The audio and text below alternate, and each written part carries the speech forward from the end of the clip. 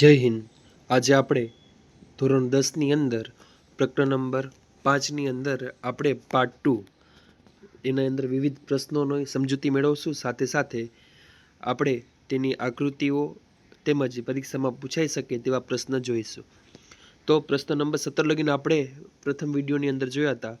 તો 18મો જે પ્રશ્ન છે કે વિવિધ સજીવોમાં ખાદ્ય પદાર્થોમાં ઉર્જા એટલે કે જે શ્વસન મુક્ત કરવાની વિવિધ પદ્ધતિઓ સમજાવો। તો આપણે જે શ્વસનની વાત કરવાની છે આની અંદર, અથવા તો બીજો પ્રશ્ન છે કે ગ્લુકોઝના વિઘટનના વિવિધ પરિપથ સમજાવો। બરાબર, આપણે જે કોઈ પણ ખોરાક ખાઈએ છીએ એ કયા સ્વરૂપમાં હોય છે? તો ગ્લુકોઝ સ્વરૂપમાં હોય છે। તો આપણે એની વિવિધ પદ્ધતિ આપણે સમજાવવાની છે। તો સૌથી પહેલો મુદ્દો આપણે શું લખી શકાય? તો કે જે પોષણની ક્રિયામાં કોષમાં લેવાયેલ જે ખાદ્ય પદાર્થ છે, બરાબર, તે આપણે શું ઉર્જા પ્રાપ્ત કરવામાં આપણે ઉપયોગ કરીએ છીએ। બરાબર, તો વિવિધ સજીવો વિવિધ પદ્ધતિનો ઉર્જા પ્રાપ્તિ માટે ઉપયોગ કરે છે। બરાબર, દરેક સજીવ જે છે તે અલગ અલગ રીતનો ઉપયોગ કરે છે। કેટલાક સજીવો જે છે તે ગ્લુકોઝને સંપૂર્ણ વિઘટન કરે છે અને ઓક્સિજનનો ઉપયોગ કરે છે, અને કેટલાક સજીવો એવા પણ છે કે જે ઓક્સિજનનો ઉપયોગ નથી કરતા અને ગ્લુકોઝનું કેવું વિઘટન કરે છે? તો કે અપૂર્ણ કરે છે।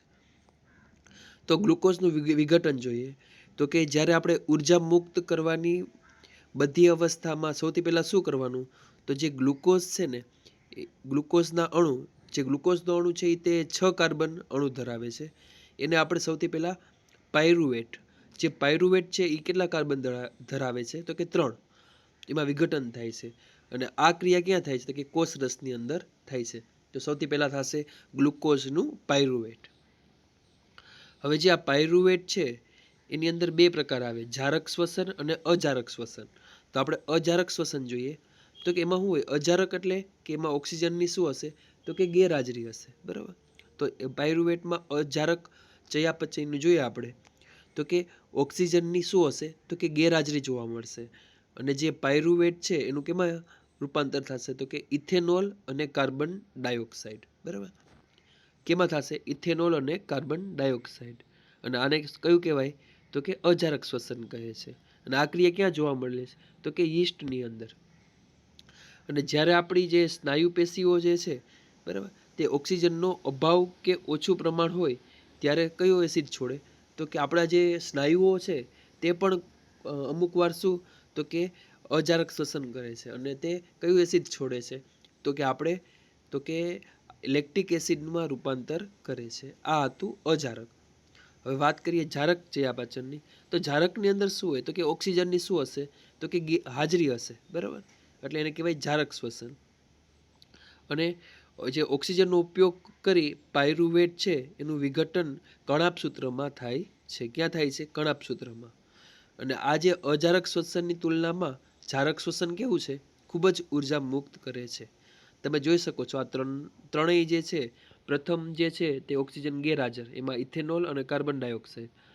બીજું જે ઇક્વેશન આપેલું છે એમાં પણ ઓક્સિજન ગેરહાજર જ છે, જે આપણી સ્નાયુઓની અંદર થાય, એમાં આવશે લેક્ટિક એસિડ અને ઉર્જા। અને જે ત્રીજું છે તે શું છે? તો કે કાર્બન ડાયોક્સાઇડ, ટૂંકમાં આપણે જે લઈએ છીએ તે છે કાર્બન ડાયોક્સાઇડ, પાણી અને ઉર્જા। બરાબર, આની અંદર ઓક્સિજન હાજર હશે। પછીનો પ્રશ્ન જોઈએ તો કે અજારક શ્વસનને ટૂંકમાં સમજાવો। આપણે જોયું કે અજારક શ્વસન કોને કહેવાય? તો કે જ્યારે આપણે શ્વસન લેતા હોય, બરાબર, ઓક્સિજનની ગેરહાજરી હોય, કેની? તો કે ઓક્સિજનની ગેરહાજરી હોય તો તેને શું કહેવાય? અજારક શ્વસન કહેવાય। અને આમાં જે ગ્લુકોઝ છે તેનું કેવું પાચન થાય છે? તો કે અપૂર્ણ થાય છે, પૂર્ણ પાચન થતું નથી। અને ખૂબ જ કેવી જે ઉર્જા છે તે ખૂબ જ ઓછી જોવા મળે છે। અને આ કઈ જગ્યાએ જોવા મળે? તો કે યીસ્ટમાં જોવા મળે અને આપણા સ્નાયુઓની અંદર। પછીનો પ્રશ્ન છે કે ટૂંક નોંધ આપો એટીપી। હવે એટીપી એટલે શું? તો કે એટીપીનું પૂરું નામ છે એડિનોસાઇન ટ્રાઇફોસ્ફેટ। શું છે? Adenosine triphosphate. હવે આ જે છે તે કેવી છે? તો કે કોષીય પ્રક્રિયા છે। બરાબર, અને આપણો જે કોષ છે તે કોઈ પણ કાર્ય કરવું હોય ને તો એ એટીપી નામની ઉર્જાનો ઉપયોગ કરે છે। બરાબર, આપણો જે કોષ છે તે એટીપી નામની ઉર્જાનો ઉપયોગ કરે છે। હવે વાત કરીએ એટીપીનું સંશ્લેષણ। હવે કેમ થાય એટીપી? તો કે જ્યારે આપણે કોષીય શ્વસન થતું હોય ને એ દરમિયાન ખોરાકમાંથી શું મુક્ત થાય? તો કે ઉર્જા મુક્ત થાય। આ જે ઉર્જા જે છે ને એનો ઉપયોગ કરીને આપણા કોષની અંદર શું હોય તો કે એડીબી રહેલો હોય, એડીપી એટલે કે એડિનોસાઇન ડાયફોસ્ફેટ, અને આપણા જે ખોરાકમાંથી એક નીકળ્યો એક ફોસ્ફેટ, તો આ બંને જોડાઈ જશે અને શું બનાવશે? એટીપી બનાવશે, બરાબર છે. એડીપી એટલે એડિનોસાઇન ડાયફોસ્ફેટ અને એટીપી એટલે એડિનોસાઇન ટ્રાઇફોસ્ફેટ. હવે ઉર્જા સંગ્રહની જો વાત કરવામાં આવે તો કે જે એટીપીના જે અણુમાં જે છેલ્લો ફોસ્ફેટ બંધ હોય છે તેમાં ઉર્જા સંગ્રહાયેલી હોય છે, બરાબર. અને જ્યારે આ કોષને આપણે જ્યારે જરૂર પડે ઉર્જાની, ત્યારે આ અણુનો ઉપયોગ કરીને આ જે છેલ્લો ફોસ્ફેટ છે એનો બંધ તૂટે છે, અને આ બંધ તૂટવાથી કેટલી ઉર્જા મળે છે તો કે 30.5 કિલો જૂલ પ્રતિ મોલ ઉર્જા જરૂર પડે છે, બરાબર છે. હવે તેનો ઉપયોગ ક્યાં થાય તો કે કોષમાં થતી ઉર્જાગ્રાહી ક્રિયાઓમાં એટીપીનો ઉપયોગ થાય, બરાબર. પછી પ્રોટીન સંશ્લેષણમાં થાય, પ્રચલન વગેરેમાં અનેક જગ્યાએ આપણે એટીપીનો ઉપયોગ કરીએ છીએ. પછીનો પ્રશ્ન જોઈએ તો કે વનસ્પતિઓમાં વાયુઓનો વિનિમય સમજાવો, બરાબર. હવે વનસ્પતિ છે એ પણ આપણે ખબર જ છે કે તે વાયુઓનો વિનિમય કરે છે, બરાબર. કેટલીક વખત શું થાય તો કે CO2 અને કેટલીક વખત O2 દૂર થાય છે. કેવી રીતે આપણે જોઈએ તો કે જે વનસ્પતિનું જે પર્ણ હોય એમાં શું આવેલું હોય છે તો કે વાયુરંધ્ર આવેલા હોય. શું આવેલું હોય? વાયુરંધ્રો. અને આ જે વાયુરંધ્રો છે તે શું કરે તો કે વાયુઓની શું કરે છે? આપલે કરે છે. શું કરે છે? આપલે, બરાબર. અને આ જે વિનિમય મુખ્યત્વે ભૌતિક ક્રિયા છે, અને વાયુઓના પ્રસરણની દિશા જે છે એ પર્યાવરણની સ્થિતિ અને વનસ્પતિની જરૂરિયાત પર આધાર રાખે છે, બરાબર. તો કે પર્યાવરણ પર આધાર રાખે અને જે જરૂરિયાત હોય વનસ્પતિને જેટલી જરૂર હોય તેટલી જ તે ઉર્જાનું વહન કરે. જો રાત્રિ દરમિયાન શું થાય આપણે ખબર જ છે કે CO2 મુક્ત થવો. રાત્રે સૂર્યપ્રકાશ હોય નહીં. જો સૂર્યપ્રકાશ ના હોય તો પ્રકાશ સંશ્લેષણ થવાનું નથી, બરાબર.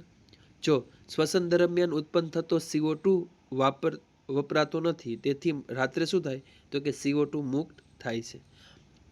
અને દિવસ દરમિયાન શું થાય તો કે આપણે ખબર જ છે કે ઓક્સિજન મુક્ત થાય, બરાબર. શ્વસનમાં ઉત્પન્ન થતો જે કાર્બન ડાયોક્સાઇડ છે તે શું થશે તો કે પ્રકાશ સંશ્લેષણમાં વપરાઈ જશે. આથી દિવસ દરમિયાન શું થશે? CO2 ઉત્પન્ન થતો નથી અને O2 મુક્ત થાય છે. પછીનો પ્રશ્ન જોઈએ તો કે માછલી કેવી રીતે શ્વસન કરે, બરાબર. હવે માછલીની વાત કરીએ તો કે માછલી જે છે તેના મુખ દ્વારા પાણી અંદર લે છે. સૌથી પહેલાં શું કરે? એનું જે મુખ છે ત્યાંથી તે પાણી અંદર લે છે. પછી જે એની ઝાલર છે ત્યાં પરથી દબાણ દ્વારા પસાર થાય છે, અને આ દરમિયાન જે છે એ ઓક્સિજન દ્રાવ્ય ઓક્સિજન છે તે રુધિર કેશિકા છે તે ગ્રહણ કરે છે અને CO2 પાણીમાં મુક્ત થાય છે, બરાબર. આજે જે રુધિર કેશિકાઓ છે એ શું કરશે તો કે CO2 છે એ પાણીમાં મુક્ત થાય છે, અને આ જે પાણી છે એ પાછું ક્યાં વયું જશે? ઝાલર ફાટથી દૂર થાય છે. આવી રીતે માછલી શ્વસન કરે છે. હવે MCQમાં પૂછાઈ શકે તેવો પ્રશ્ન છે કે માછલીનો સરેરાશ શ્વસન દર કેટલો છે તો કે 66 થી 78, જ્યારે મનુષ્યનો કેટલો છે તો કે 12 થી 16 પ્રતિ મિનિટ, બરાબર છે. માછલીનો શું છે? વધારે છે, 66 થી 78. પછીનો પ્રશ્ન જોઈએ કે મનુષ્યનું શ્વસન તંત્ર સમજાવો, બરાબર. તો સૌથી પહેલાં તો આકૃતિ બનાવતા આવડવી જોઈએ, બરાબર. એની અંદર કોણ કોણ આવે તો કે નાસિકા કોટર આવે, શ્વાસનળી આવે, ફેફસા આવે, વાયુકોષ્ઠો આવે, બરાબર, અને કાસ્થિમય રીંગો આવે, અને ઉરોદર પટલ આવે. તો સૌથી પહેલાં આપણે જોઈએ કે મનુષ્યનું શ્વસન તંત્ર જે છે એમાં કયા કયા અંગો સંકળાયેલા છે. તો સૌથી પહેલું આવે નાસિકા છિદ્ર, બરાબર. આપણે જોઈ જ શકાય છે નાસિકા છિદ્ર એટલે કે આપણું નાક. સૌથી પહેલાં આપણે શું થાય તો કે આપણે જે હવા લઈએ છીએ તો સૌથી પહેલાં ક્યાં પ્રવેશ કરશે તો કે નાકમાં. અને નાકની અંદર શું છે તો કે ઘણા બધા અનેક વાળ છે, બરાબર. અને અંદર શું છે? ચીકણું શ્લેષ્મ નામનું પદાર્થ છે. એનું કામ શું છે તો કે જે આપણે જે શ્વાસ લઈએ છીએ તો તેની સાથે અમુક ધૂળ છે, રજકરણો છે તે આવે છે અને શું થાય છે? ત્યાં ચોંટી જાય છે, બરાબર. ટૂંકમાં એ કચરો એ ગાળવાની ક્રિયા કરે છે એક જાતનું, બરાબર. પછી આપણે વાત કરીએ ગળામાં રહેલા અંગો. આપણું જે ગળું છે પછી શું આવે તો કે શ્વાસનળી, બરાબર. તો ગળાની અંદર શું છે? કંઠનળી છે, શ્વાસનળી છે, અને આ બધાનો માર્ગ કેટલો છે? એક જ માર્ગ છે. અને જે શ્વાસ નળી છે તે ગળામાં આવેલી લાંબી નળી છે અને જે કીની બનેલી છે કાસ્તીની, બરાબર. અને કેવા આકારની છે? સી આકારની છે, બરાબર. તો જે ગ્રીવાનો પ્રદેશમાં જ્યારે આપણે શ્વાસ આપણે જ્યારે લઈએ છીએ ત્યારે કાસ્તીની વલયમય રચનાના લીધે જ્યારે હવાના પસાર થવાના માર્ગે રૂંધાઈ જતો નથી, બરાબર. એટલે કાસ્તીમય રચના હોય છે. પછી વાત કરીએ શ્વાસ વાહિની અને શ્વસન વાહિની. હવે જે શ્વાસ નળી છે એ આગળ જઈને બે ભાગમાં વેચાય છે, બરાબર. આપણે જોઈ શકાય છે અહીંયા છે, આપણે બે ભાગની અંદર વેચાય છે, બરાબર. તો આ જે છે તે શું થશે? તો કે આગળ બે ભાગમાં વેચાય છે તેને કહેશું શ્વાસ વાહિની, બરાબર. અને ક્યાં ખુલે? તો કે ફેફસામાં ખુલે છે. ત્યારબાદ જે ફેફસાની અંદર કેટલી નળીઓ છે? તો કે અંદર વધુ નાની નળી આવેલી છે જેને આપણે શું કહીએ છીએ? શ્વસન વાહિકાઓ કહે છે, બરાબર. હવે એની અંદર આપણે જોઈએ તો કે વાયુકોષ્ઠો આવેલા. શું આવેલું છે? વાયુકોષ્ઠો. હવે વાયુકોષ્ઠોનું કામ શું છે? તો કે એની અંદર છે એ ફુગા જેવી એક જાતની રચના છે જેને આપણે શું કહીશું? વાયુકોષ્ઠો. અને તેની દિવાલ કેવી છે? ખૂબ જ પાતળી હોય છે, બરાબર. અને તેની આજુબાજુ શું હોય? લોહીની નળીઓનું જાડું હોય છે અને એનું કાર્ય ઓક્સિજન અને CO2નું આપલે કરવાનું. કેનું? વાયુકોષ્ઠોનું, બરાબર છે. હા, તો આપણો પ્રશ્ન નંબર 23 મનુષ્યનું શ્વસન તંત્ર, બરાબર. પરીક્ષામાં પૂછાઈ શકે તેવો ખૂબ જ IMP પ્રશ્ન કહી શકાય. હવે મનુષ્યમાં શ્વાસોશ્વાસની જે છે તે સમજાવવાનું છે આપણે. તો આપણે ખબર જ છે કે મુખ્ય કેટલી તબક્કામાં વહેંચવામાં આવે છે? તો કે 2, શ્વાસ અને ઉચ્છ્વાસ. શ્વાસની અંદર શું થશે? તો કે હવા આપણી અંદર જશે. જ્યારે આપણે શ્વાસ લઈએ છીએ ત્યારે આપણી જે પાસળીઓ છે તે શું થશે? ઉપર તરફ ખેંચાશે અને જે આપણું જે ઉરોદર પટલ છે એ કેવો બનશે? ચપટો બનશે. આના લીધે શું થશે? તો કે જે છાતીનો ભાગ છે એનો વિસ્તાર શું થશે? વધશે. અને આ વિસ્તાર વધવાને કારણે શું થશે? જે હવા છે તે ફેફસામાં દાખલ થશે અને દાખલ થઈ અને ફુગા જેવા જે વાયુકોષ્ઠો છે એ હવાથી ભરાઈ જશે. અને જે વાયુકોષ્ઠો છે એ શું કરશે? O2ની આપલે કરશે. શું કરશે? આપલે કરશે, બરાબર. અને જે લોહીમાં રહેલો CO2 છે એ શું કરશે? તો કે મુક્ત કરશે અને હવામાંનો ઓક્સિજન જે છે તેનું શું કરશે? રુધિર કેશિકાઓમાં શોષાય છે. હવે વાત કરીએ ઉચ્છ્વાસની. ઉચ્છ્વાસ એટલે શું? તો કે જે આપણી જે હવા છે તે ક્યાં કાઢવાની? બહાર કાઢવાની વાત છે, બરાબર.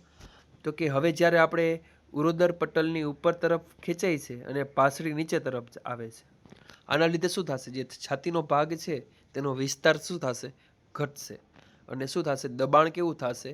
ફેફસા પણ જે દબાણ છે એ આવશે. અને દબાણના લીધે શું થશે? કે જે ફેફસામાં જે કાર્બન ડાયોક્સાઇડ વાળી જે હવા છે તે શું થશે? મુક્ત થશે. આ હતું ઉચ્છ્વાસ.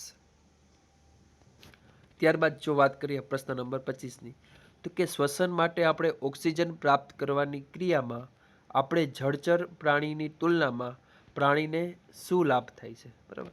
જે હવામાં જે રહેલો ઓક્સિજન છે ને એ કેવો છે? ખૂબ જ વધારે પ્રમાણ છે. જ્યારે આપણે પાણીની અંદર જે છે તે ઓક્સિજન કેવો છે? તો કે માત્રા ખૂબ જ ઓછી છે, બરાબર. તો શું થાય? શું કહી શકાય? તો કે જેનો જે શ્વસન દર છે કેવો હશે? નીચો અથવા તો ધીમો હશે, બરાબર. હવે વાત કરીએ હિમોગ્લોબિનની. હવે જે હિમોગ્લોબિન છે તે મનુષ્યમાં કેટલું હોય છે? એની અંદર પુરુષની અંદર હોય 13 થી 18 અને જે સ્ત્રી હોય તેની અંદર હોય છે 12 થી 16, બરાબર. પછીનો પ્રશ્ન જોઈએ કે રુધિર. આપણે ખબર છે રુધિર એટલે કે આપણું લોહી. રુધિર વિશે નોંધ લખો, બરાબર. તો રુધિરનું જે સૌથી પહેલાં આપણે સ્વરૂપ જોઈએ, બરાબર. તો રુધિર કેવું છે? તો કે લાલ રંગનું પ્રવાહી સંયોજક પેશી છે. કેવું છે? લાલ રંગનું પ્રવાહી, એ એક જાતની પેશી જ છે, બરાબર. પછી તેના બે ઘટક છે, રુધિર રસ અને રુધિર કોષ. જે રુધિર રસ છે ને તે રુધિરનું કેવું છે? પ્રવાહી માધ્યમ છે. કેવું છે? પ્રવાહી. અને જે રુધિર કોષો છે તે શું થશે? તે રુધિર રસમાં તરતા હોય છે, બરાબર. રુધિર કોષો જે છે તે રુધિર રસમાં તરતા હોય છે.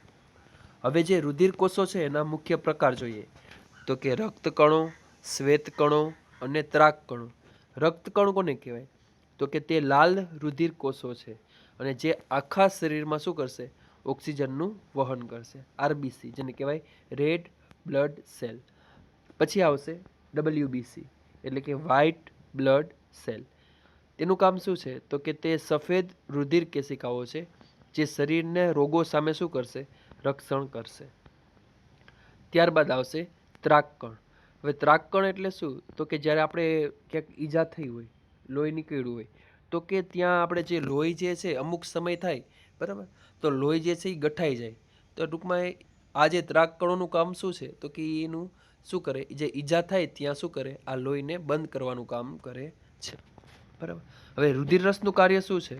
તો કે રુધિર રસ જે છે તે ખોરાક, કાર્બન ડાયોક્સાઇડ, પછી નાઇટ્રોજન યુક્ત ઉત્સર્ગ દ્રવ્યોનું શું કરશે? વહન કરે છે. હવે વાત કરીએ અસરકારક પરિવહન તંત્રની, બરાબર. તો કે આપણું જે શરીર છે એ પદાર્થોના વહન માટે એક મજબૂત અને અસરકારક પરિવહન તંત્ર હોવું જરૂરી છે. અને તેની કેટલી લાક્ષણિકતા છે? 3. તો સૌથી પહેલું છે કે રુધિરને સમગ્ર શરીરમાં ધકેલી શકે તેવા પંપ કાર્ય કરતું અંગ, બરાબર. આપણું જે રુધિર છે એ બધા આખા શરીરની અંદર બધી જગ્યાએ પહોંચવું જોઈએ. બીજી વસ્તુ શું છે? તો કે બધી પેશીઓ સુધી વાહિકાઓની જાળીમય ગોઠવણી છે. અને ત્રીજી વસ્તુ છે કે કોઈ પણ જ્યારે ઈજા થાય તેનું શું કરવાનું? સમારકામ કરવાનું. તો આપણે જોયું કે જે ત્રાકકણો છે તે શું કરશે? કે કોઈ પણ જ્યારે ઈજા થાય ત્યારે તેનું શું કરશે? સમારકામ કરે છે. હવે વાત કરીએ ધમનીની. હવે આપણે શરીરની અંદર ધમની અને શીરા, બરાબર, આપણે ખબર જ છે તો પણ આપણે એકવાર યાદ કરી લઈએ કે ધમનીનું કામ શું છે? કે જે આપણું રુધિર છે ને એને હૃદયથી ક્યાં લઈ જાય? શરીરના વિવિધ અંગો તરફ લઈ જાય છે, બરાબર. અને એ કેવું હોય? તો કે એની અંદર રુધિરની અંદર ઓક્સિજન યુક્ત હોય, એટલે કે ઓક્સિજન હોય છે. અને એની અંદર એક અપવાદ છે કે જે ફૂપ્સ ધમની છે તે એક એવી માત્ર ધમની છે કે જે હૃદયમાંથી ઓક્સિજન વિહીન લોહીને શુદ્ધ કરવા માટે લઈ જાય છે. આનું જે દબાણ હોય છે તે કેવું હોય છે? વધુ હોય છે. વાત કરીએ શીરાની. તો જે શીરા છે એ શું છે?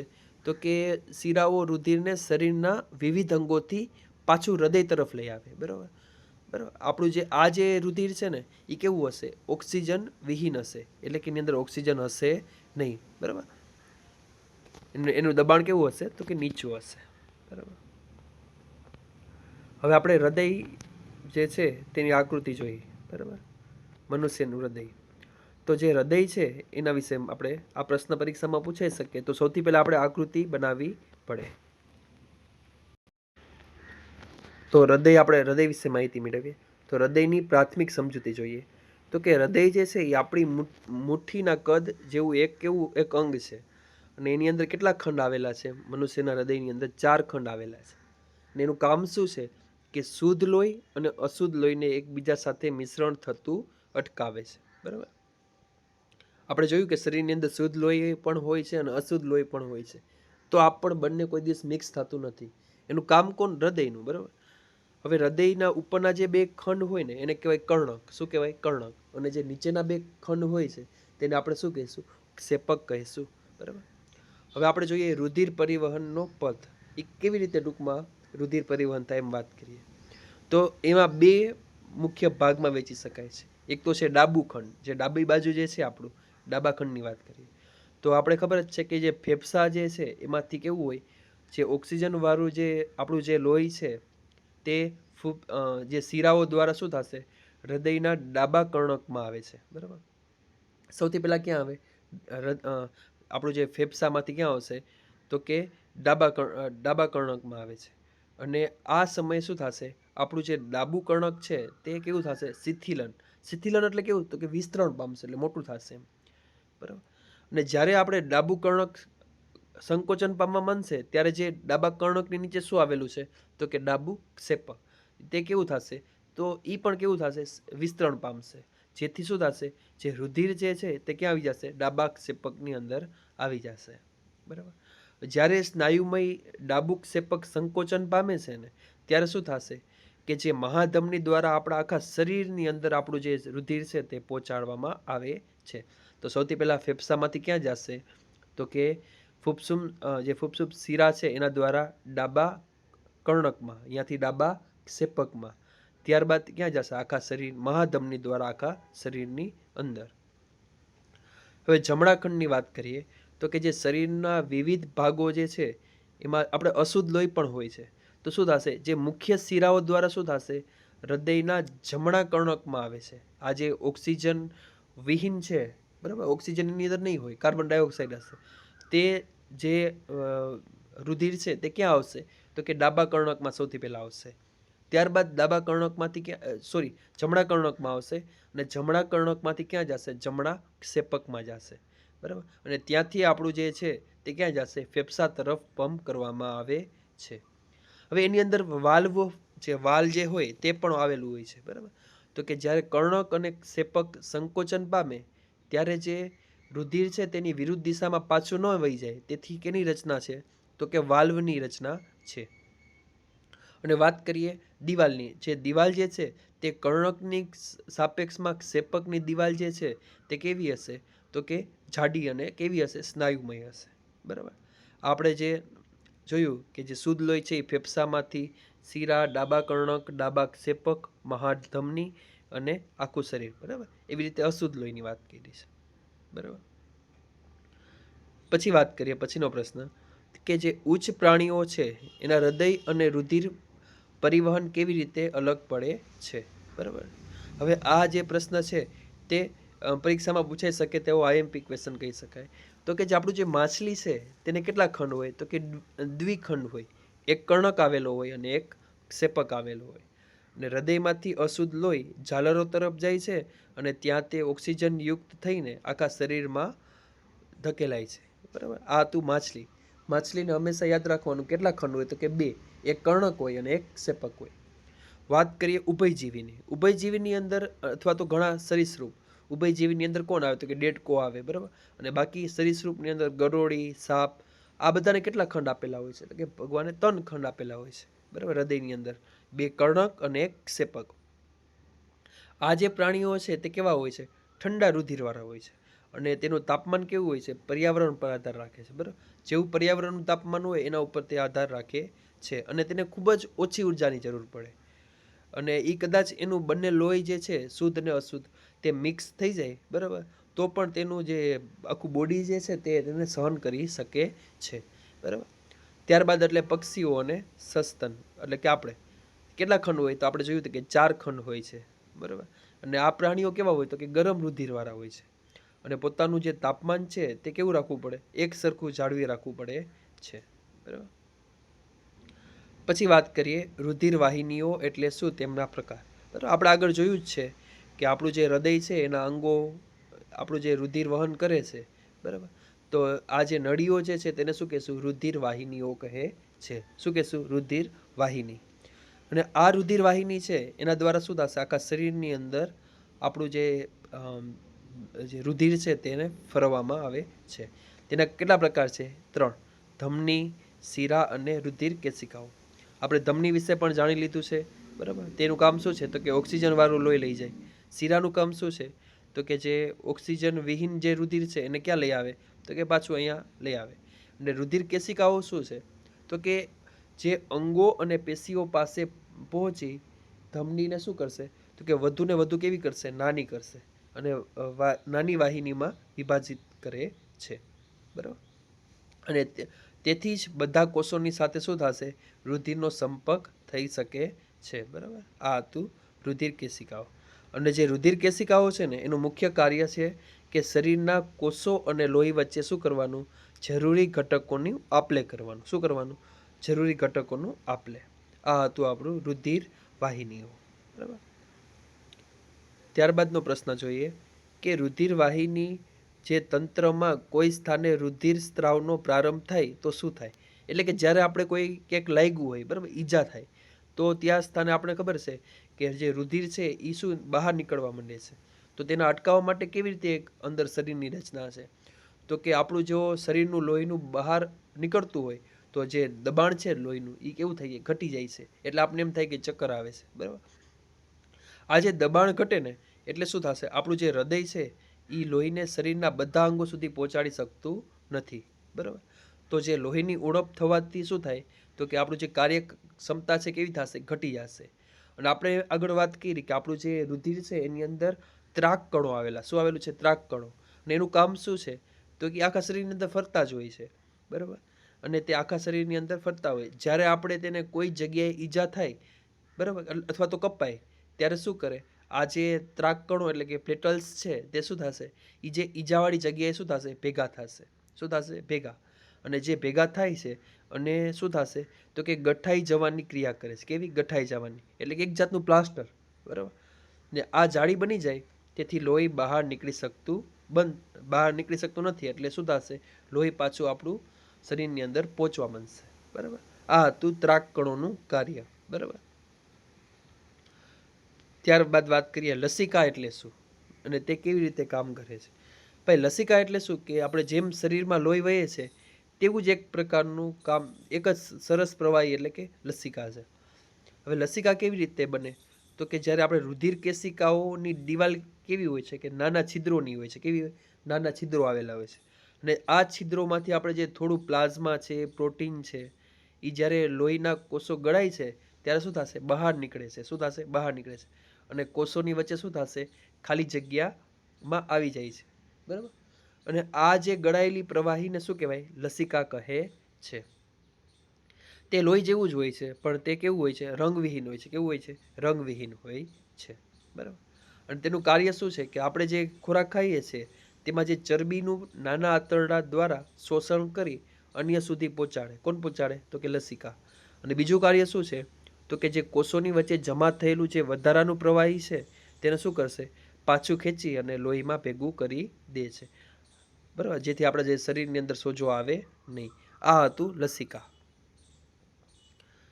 ત્યારબાદ જોઈએ પછીનો પ્રશ્ન કે સંકોચન દબાણ અને શિથિલન દબાણ.